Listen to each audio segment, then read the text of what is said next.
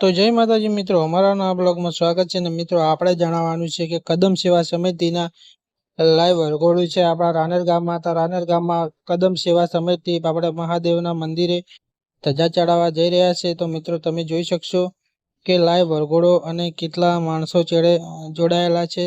તો જોઈ શકો છો આપણે મહાદેવ મુનેશ્વરના ત્યાં મંદિરે ધજા ચડાવવા જઈ રહ્યા છે કનુભા ડી જાદવ. તો મિત્રો જોઈ શકશો આપણે, તમે થોડી જ વારમાં લાઈવ આવી રહ્યું છે. તો મિત્રો નિહાળો લાઈવ.